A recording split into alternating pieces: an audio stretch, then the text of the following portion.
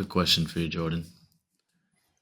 I recently heard um, somebody somebody say very cheekily, most people's autobiography would be titled "Why I Can't Be Present Now," and maybe the subtitle would be "Why how my past has messed me up and why I can only be happy and present in the future, but not now. I don't have time for that." You know, like so. My question is, like, how does It's like psychological time, past, present, and future, um, relate to presence? Like, okay. Well, I mean, I'm laughing at the book that you talked about, all the reasons I can't be present, what happened to me, my trauma. I was going to say I was recently in the States, and it sounds like what you see on the bestsellers list at the moment is exactly this kind of book.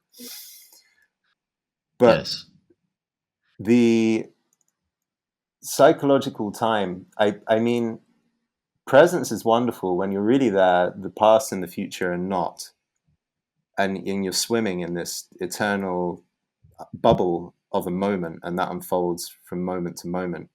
It's really freeing. All the people that your parents said you should be, or all the obligations you think you should have, the feeling of burden that can creep into your body and take it over. The anxiety, like we were talking before about my first trips going abroad. I traveled South America for 2 years, but it didn't take long for me to worry about what I was going to do in the future. The anxiety of not having a life plan led me to miss so many of the great moments that I could have had. Right? So presence does away with all of that. So it's really beautiful to practice, but there can sometimes be a tyranny of the present. Some people become so present actually that or they believe that presence is such a goal, like the whole, really rigidly wanting to be enlightened or awakened or something, that you can leave good resources behind. So at some point, if you make friends with your roots, which is important, vital, you can make friends with the beautiful things in your bloodline. And I talk to men about this, when we start going really, really deep. What is your family's story? What was your father's story? How were you born? Under what conditions? And a lot of people think, well, terrible conditions, I need to fix them and, anger at my parents, whatever. No, look for the beauty of their survival and the people before them. When did all your folks go to America? Or who were my folks before I was in England? Were they Vikings? Were they Celts? Were they Romans? Like, what is in me? Can I trace it back as far as I can? The further I go back, the more there is this birth of a sense of myth, which you like to talk about, Justin, that the very myth within me is all these people that came to my land and survived. So all of a sudden, and also I meet people, they don't like their country of origin. Well, if you can find the pearls of your country of origin, you might have some good reason to not like it.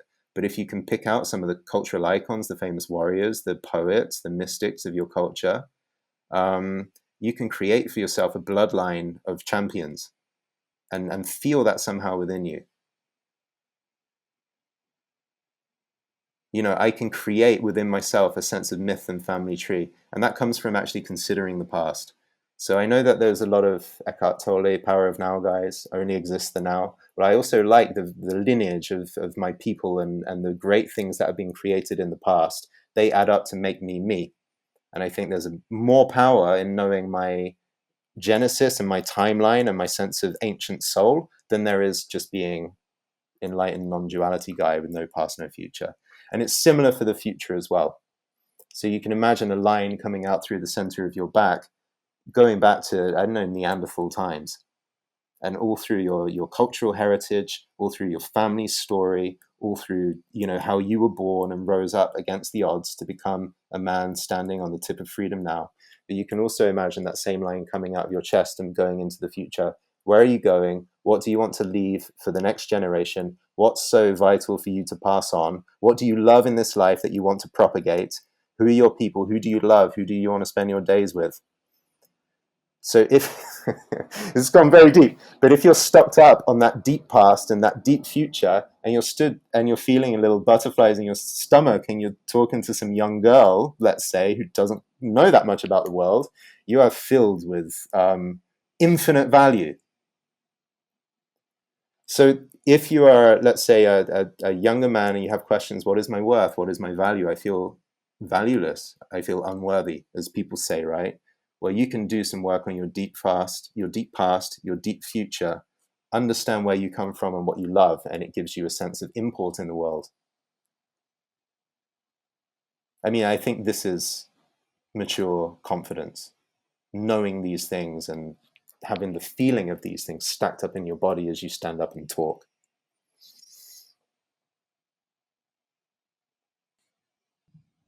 I once asked you recently, because I was genuinely curious, what if Jordan ran a "What would Jordan do" workshop? Yeah. What would be in it? Or these some of these themes? I think if we started here, that might take a few days, and yeah, start in this kind of place. I mean, to be in the presence of the last workshop that I ran in Romania, Justin was a part of that. I think you guys were not, Anthony and James. I did a lot of work, man, standing in front of a woman, feeling and noticing what parts of you tense up, what parts of you hide, relying on the woman's feedback so that you can get to know within yourself, when am I present? When do I lose it? When do I go in my mind? When am I in my body? These are all concepts to a lot of people. They're just words on the internet. But when you have a woman in front of you saying, I just felt you go into your head, or, oh my God, I feel your heart now, and I feel my heart too. Because a man doesn't often, unless he has a lot of feedback, doesn't know when he's in his heart or in his power or just out. You know, we can pop in and out unconsciously. So a lot of reflection to help us key in, yeah, this is what it's like when I'm in my heart. Oh wow, my shoulder, every time a beautiful woman goes in, my shoulders go up like that and I stop breathing. I wasn't aware. Imagine that. Beautiful woman. Men say, I can't get the kind of beautiful woman I want. I only go for the women that I can get.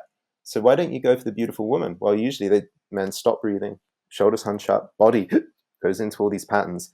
Can you learn those patterns that are unconscious in you? Take some breaths, let them go, process the emotions that you don't want to feel, and then you can come back to presence. So this is where I would be looking. And then your deep history, your family myth, these are questions I would challenge you on as well. Yeah, so Jordan, I find, especially in this sort of mindfulness meditation community, that this sense of centeredness can almost become a sort of apathy. You're face palming. I feel like you know what I'm talking about, right? No, And please people continue. can become Yeah. almost so centered that they lose all sort of sense of emotion and genuine feeling, I guess. Um, is there a fine line to be struck between groundedness, centeredness, presence, and still kind of dancing in the moment and feeling all there is to be felt and experienced around you? Beauty being one of those things. Hmm.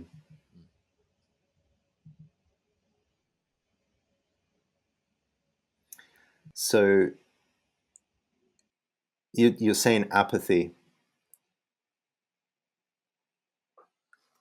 Yeah, there's a lot of things I could talk about here. I think the reason my hands go over my face is because often when somebody discovers mindfulness or some of these practices, they go all in and they follow the teachings verbatim and to the very, very bottom. And there's a transformation in like everything that the person does in a way. And sometimes that can be performative. I'm gonna at the start of every conversation give out a deep breath to make it look like I'm a mindful person. Or, you know, my guru said I always need to sit with a straight spine, so I always sit with a straight spine. And actually, there's a rigidity that's picked up, and I think it's people trying to perform because they haven't mastered the principles entirely, but they also want to communicate certain things. I'm a good mindfulness person, so if you're a good mindfulness person, you should like me, be my friend. There's so many aspects to this. Apathy.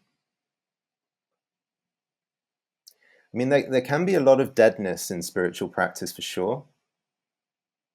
And there are different schools of practice. And some of them want to wake people up,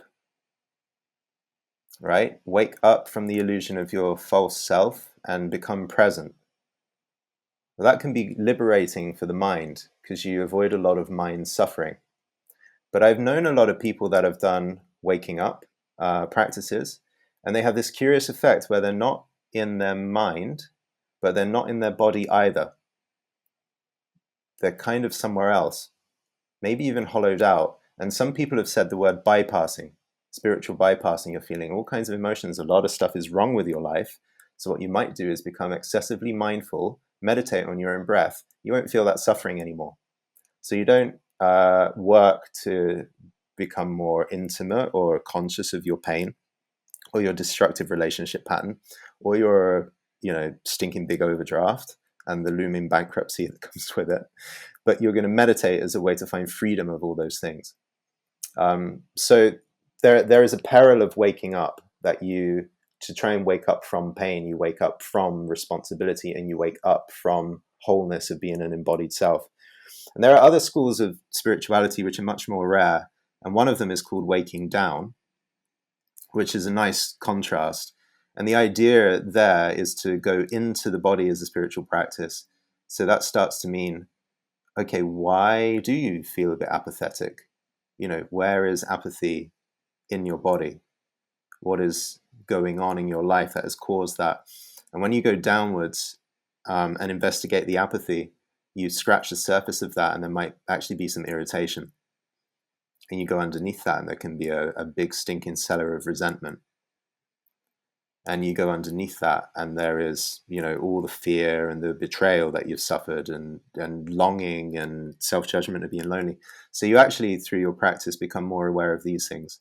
And I think, the branches of spirituality that we see in the world where people have gone into their emotions, embodied some kind of tantric stuff, you excavate all the stuff that makes you dead. Because a lot of people walking through our world are kind of dead. If you look at their bodies, they're dead. They don't have much range of motion. You look at people's kind of skin or the tone of voice is lifeless. And that's usually because so much emotional suppression has happened. How many cells of the body are left vibrating? Not so many. So the kind of spiritual practice that's like, let's go into the cells of the body and feel all the stuff you don't want to feel. That comes out and everything starts vibrating fresh. And if you look at some of the old video, I love watching the old Osho documentaries, Rajneesh, which was a crazy looking cult, right? There's a lot of scandal in that. But the people look very alive because they're processing pain and they're jumping up and down and they're looking to radically wake up their bodies. So, we could talk for hours about the shadows and the pitfalls of every spiritual path. But essentially, you can decide actually, do you want to become more alive or do you want to skip out of the pains of being alive and not feel them? Because it's painful, right? And when I talk about being radically open and feeling the deep beauty of a woman in a way that she just pours into you and she feels your presence and you have this deep nonverbal connection, well, all the pains of the relationship, you're going to get those also, right? You can't really, if you're wide open in the land of women, you can't pick or choose the feelings and the situations you're going to have. You have to kind of take them all. And that's why this is a brutal path, brutal spiritual path. Do you think, and this is a follow-up question to the last point you made about being in the land of women, that guys' fear of feeling those things is destructive? Yeah. Like a A bit of guy who doesn't texture, want to yeah. feel the pain and only the nice feelings might engage in behavior that ultimately ends up hurting both him and the woman.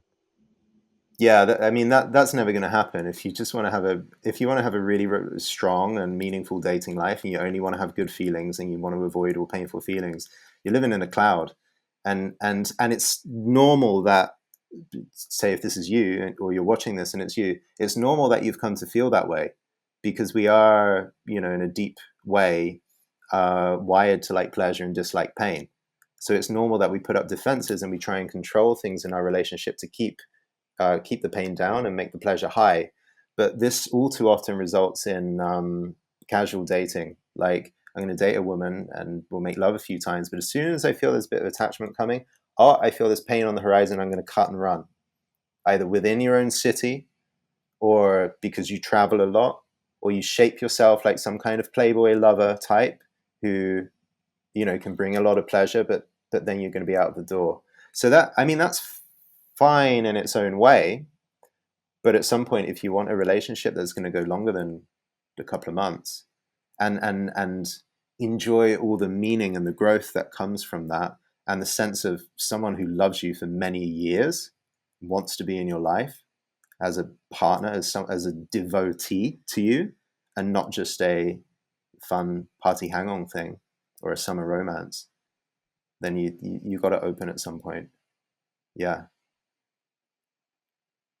It's why it's good, I think, to have brothers on the same path, good men who are really open to this journey as well, because we can get together and then like dust off the pain. Like, you might be in genuine pain, you might be at the end of your wit's end of your nerves, your anxiety, or your uncertainty. Is she going to leave me? This thing has happened.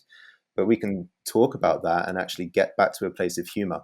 We've got to keep a good sense of humor throughout. And too many men are they're trying to Superman their romantic life completely alone, without any haven to come back to reflect and to dust off the really challenging things that happen. And what would that look like in terms of embodying the archetype in a more sustainable, embodied You way? got inner and outer things you can do. So you wouldn't believe, when we've done movie work and archetype work, the amount of guys from my courses that have gone out and bought the Ryan Gosling and Drive jacket, and they drive around wearing the Ryan Gosling and Drive jacket. Or James Dean, he had a red leather jacket, and they would go and sit in the mall, like sitting on the shop directory. I ain't give a fuck, like pulling off that. So you can go everything from dress up and imitation.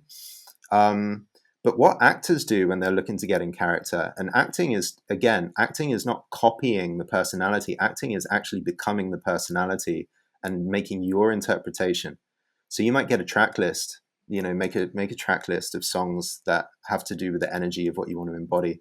And you can move like that. You can do a movement practice and move as that character every morning. You might get an image of the character and just see it around the house. You might wear a talisman that is a secret to you that no one else sees, or a talisman that is other people can see. There's esoteric things you can do, like meditate on the archetype of the character.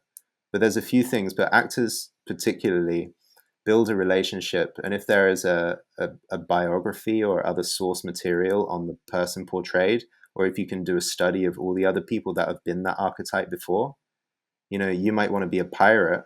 Well, don't just study Johnny Depp, but study the entire history of pirates and get to know some niche pirate that no one knows about, and read that biography and just read it, see how it feels. Every film has, or every page in a good book has a particular feeling. Breathe it, get to know the feeling as it lives in your body. And these things start to take root. And the more, it's kind of magical, the more you choose and focus on the energy that you want to grow within you, the more that energy will grow within you. So choose your gods, choose your deities wisely.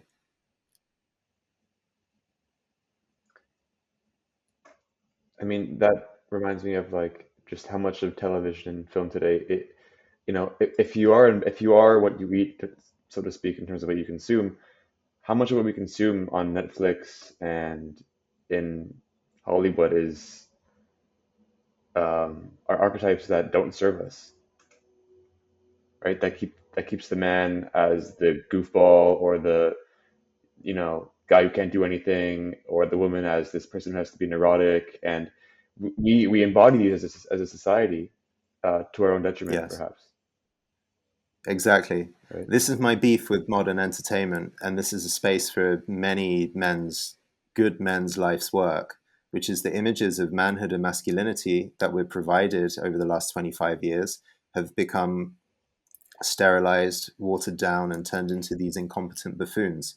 and we grow up, and these are the images of manhood that we grow up with.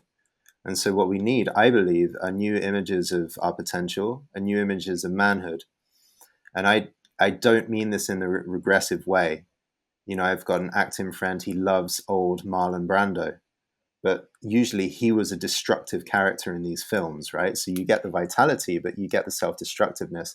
So the question is, how do we not go back to these figures of the 40s and the 50s, or go back to myths, you know, Roman Empire, gladiator? Is there a way of constructing new images of being men in the real world today, relating to real women today as it is, and building a lexicon, a vocabulary of different shades and styles that you can inhabit? Because we've got abstract superheroes, or we've got kind of floppy, collapsed real men. And I think the artists, it's on to us to birth new images of what our children could be, and our grandchildren, and so on. And it's time for that.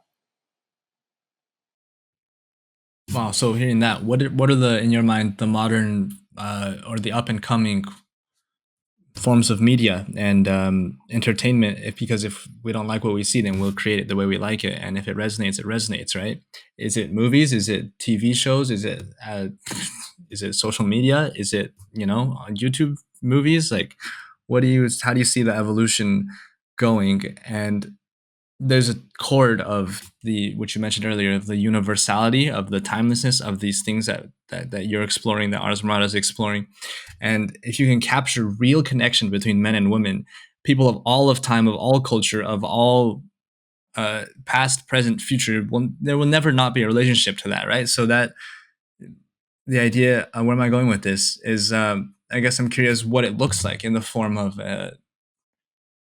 us like creating a movie, like just highlighting, giving a glimpse that people's soul would resonate. Oh wow, that's still possible, connecting for real between a man and a woman. Like, what is the I guess the long term and the short term, I guess what you think about I believe evolution of that. wholeheartedly in cinema, and I hope that it remains and continues to develop. And I think it is developing. And the film world has to resolve its funding models so that more good films are made. Because right now there's a lot of crises. Good films are spilling out, but it's a difficult time. YouTube is handy, you know, for transmitting videos, but it's not a game changer. The screens are too small. You can watch it on your TV at home. That's okay. It's also an advertised platform, so it chops up real immersion with something artistic. Social media, I don't think, has got anything useful going for it at all. I think it's a mass weapon of distraction, let's say. I don't think anything important or cohering or truly developmental for the soul of humanity is going to come through social media. I do believe that there will be some kind of museum installation / video art can be useful. Maybe computer game worlds could be extended to really give something powerful. But why I love the cinema and why I hate watching a film on my laptop, even though I can have a good experience with a film on my laptop, there's something about the image that when it's so huge, it's really good for the psyche. Like, it's not the same watching Bruce Lee in the cinema on the TV, on a small TV, than it is watching Bruce Lee in the cinema. And if you want something that's going to make your insides, your subconscious resonate, I think it has to be big, and it has to be a large-scale spectacle that a crowd can gather around and share. I'm personally very skeptical about AI. I don't know much about it, but the images that we provide have to come from a deeper place of the human's own soul. And I don't think we need any more paint-by-numbers Netflix specials where screenwriters just follow tried and tested, save the cat plot points. No, we need something more radical.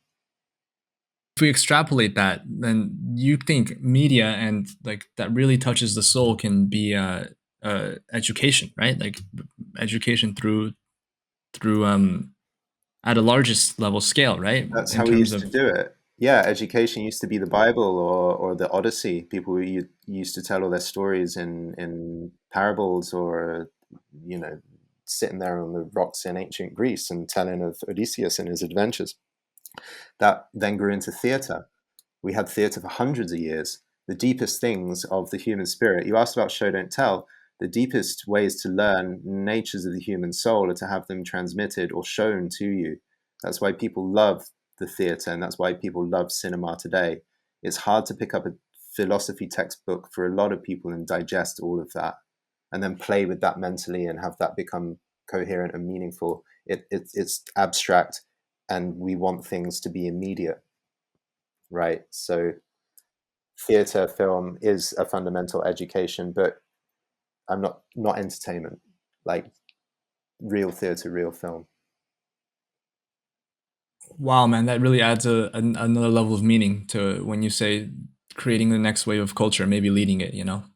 That's really interesting to think about.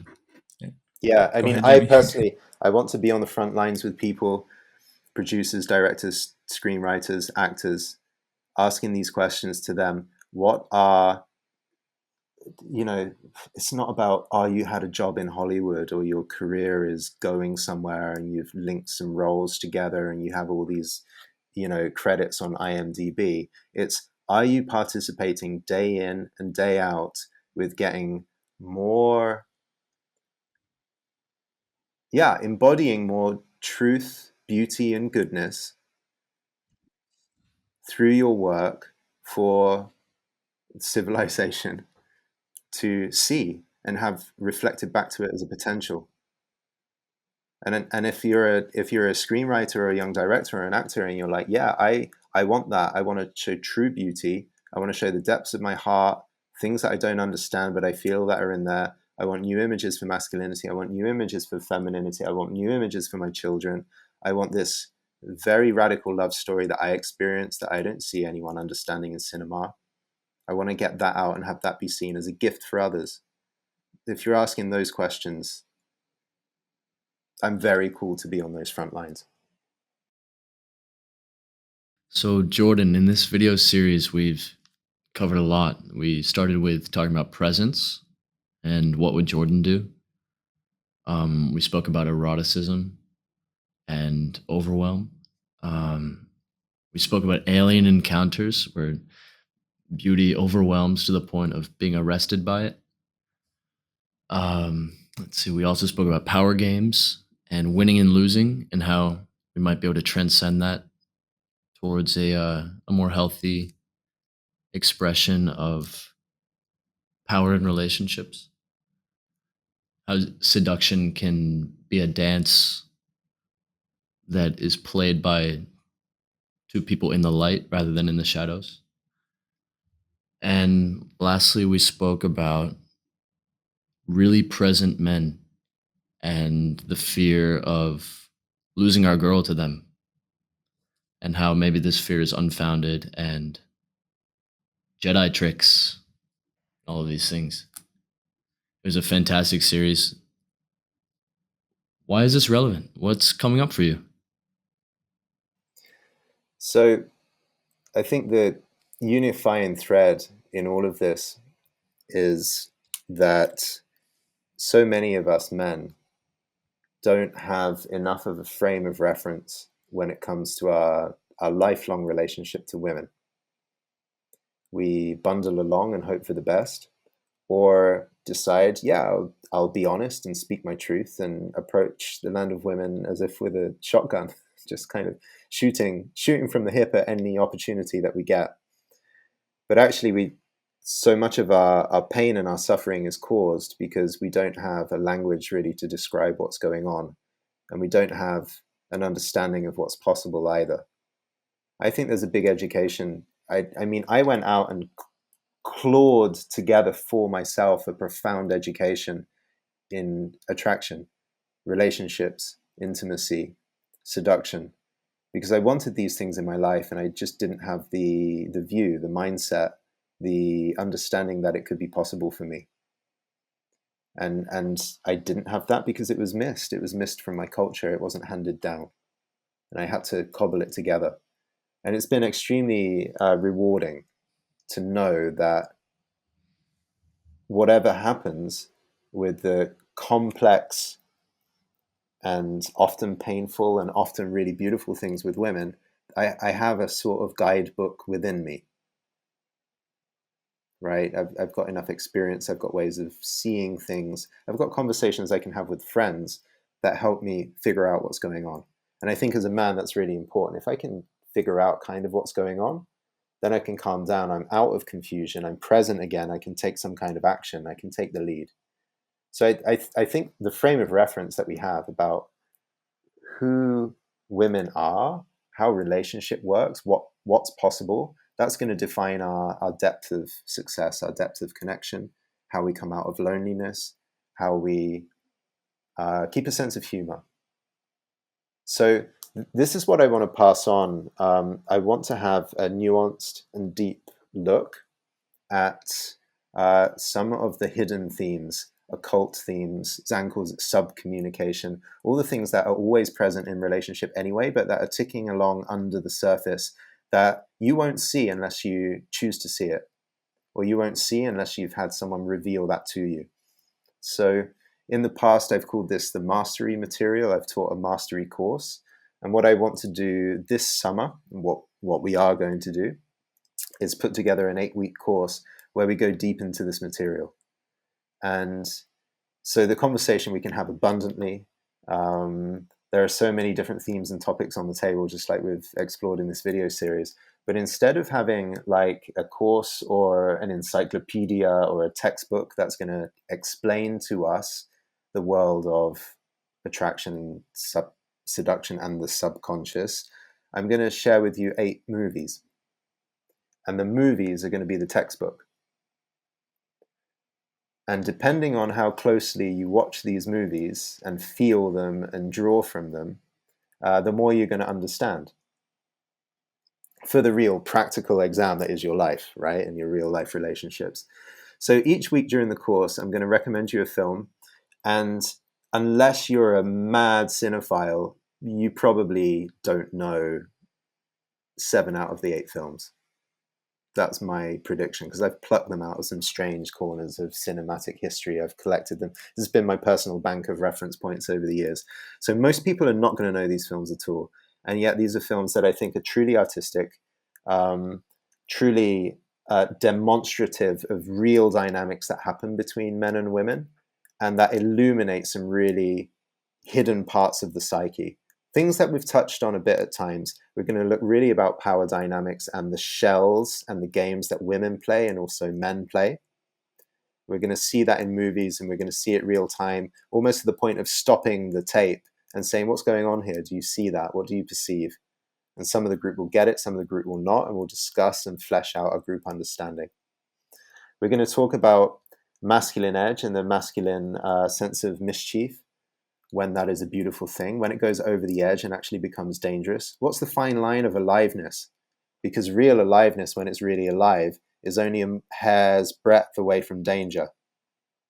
So where is that fine line between mischief and danger? And what's really going on in a man when this energy is to the fore? What about limerence and obsession and getting caught up in a woman where the love is fully imagined? What are the ramifications of that pattern? And is there any way out of that psychological story that you create? What is it to behold beauty and to be spellbound and to be able to live and move with that? What is it to have a love triangle? Who's going to win? Who's going to lose? And why? And if you get into a love triangle in your life, can you make sure that you are on a solid foot? So that if you lose it, you're good with the lesson, but you're most likely to win it. I think one of my coaching points is if you're in a love triangle, it's good to have me in your corner. I can tweak things in your favor. So I'm going to show a number of different films, and also the psychological, the kind of erotic immaturity in man, what that actually is, and and it's a hero's journey actually. What is the journey of erotically maturing when you're a young man, finding your feet as an adult and being in ownership of your biological drives so that they empower you rather than they corrode you and make you kind of crash and fall into addiction. So whatever, dating coaching you might have looked at, or whatever seduction skills or techniques you've found interesting or even useful, I think this is the deep dynamic stuff that makes the difference about whether you're going to come into a good relationship with a good woman or whether you're going to be caught up in some kind of pattern for a number of years. So the reason I want to put together this conversation is to help men see the deeper layer and be able to navigate it with a sense of fun and art and humor. This is not a psychology class or a psychotherapy class. This is looking at psychological themes and seeing if you can open and actually digest them with a sense of humor. I mean, if you can do that, you've got the world at your feet, and you're no longer like, oh, I've got these neuroses, help me fix them. No, I'm going to help you see yourself in these mirrors and transmute some of your patterns through watching art, through this contemplation. And of course, if you can feel present, confident, masterful in this tricky domain, dating is really going to be a lot more easeful and fun. Because you're not asking the question, how do I get her to like me, or like, what's the next move to do? You're like, I understand the deep psychological principles that make all this happen, and I'm comfortable with that, even though it's gruesome. And I'm ready to really dance with you. Not just the nice stuff, but I'm really ready to dance with the fullness of woman, being myself the fullness of man. So we're going to use film to take us into this domain of self-knowledge and self-exploration. And we're going to have good fun as we do it along the way. And when does this start? And what is the format for it? So all the dates, etc., are going to be in the comments, and you're going to be able to get that if you click through and have a look at the page. Essentially, on a Monday, I'm going to write some intro text to set the scene, and then you're going to get the film of the week. You got 5 or 6 days to watch it. My recommendation is that you watch all of these films with active perception. So a lot of us watch TV and we checked out and we, looking at the phone, or we stop it 30 times or whatever it is. There's a very, very passive way of interacting. I'm going to pull you forth to sit on the edge of your seat and really actively watch, like you're trying to take in every decision that was made in every scene of the film. Try and soak it out as best as you can, right? Really actively draw out the films and see what they do to you. And I'll give you a list of questions and inquiries. What are the themes from the film? How does this connect to your life? Where is this familiar? Where is this kind of a hidden edge that you never thought about before? Where do you get triggered, upset, jealous, disempowered? Where do you long or lust for more of this in your life? So a lot of different questions to guide you into the content and the themes of the film, to see where you're strong, to see where you're weak, to see where you need to look more inside yourself. And so we'll have a conversation on the private chat. You post your insights and your discoveries, you see what the others wrote, you interact with each other, you flesh out a common understanding of the film. And we'll get together on a Sunday night and we'll sit for a couple of hours on a big Zoom call, and we'll talk about the movie. You'll talk in a small group about what you saw. We'll talk in the big group. And what I'll do each week is I'll choose 3 or 4 of my favorite clips from each film. And I'll say, okay, this is what really moves something in me. Do you see what I see? And I'll give a little commentary on it as well. And then every week we'll progress a little deeper, a little further down the rabbit hole until we get to the finale. And for those interested, what's the best way to reach you? Just look in the comments below. You'll be able to find the course link and click on the course and check it all out. If you want to send me a private message to get any more information, you can do that. Just go to jordan@arsamorata.com. But I think all the information is on that page. You'll be able to find all that yourself. And we've all 3 signed up and are looking forward to the course. And we hope to see you guys there. And any questions, reach out to us as well. Yeah. Beautiful. It's going to be good fun to have you here. Thanks for the series. And I think with the questions and the curiosity that you have, you're going to be ready to drink in so many impressions, images, good feelings of angst, feelings of eros, feelings of inspiration. Yeah, a good film. I'll leave it with this. A good film for me charges me up. It gives me something. I walk away from it with a real feeling in my body, like I want to enact this. I want to own this. Like the Bruce Lee phenomenon we spoke about before. I think every film on this list gives me those chills in a certain way. And what I'm going to do is I'll keep them a secret. You won't be able to find the films, but you will find out every Monday what is the film for this week. To stop these people who just want to look ahead. And no, you've got to stay in the moment with the film of the week, not knowing quite where the course syllabus is actually going to end up going. Beautiful. And let us know what you thought of the conversation and the themes we explored, guys. And if you'd like to hear more of this conversation going forward, because it's on the edge. It's interesting to us. Yeah, please let us know. Okay, sounds good. All right. Thank you all.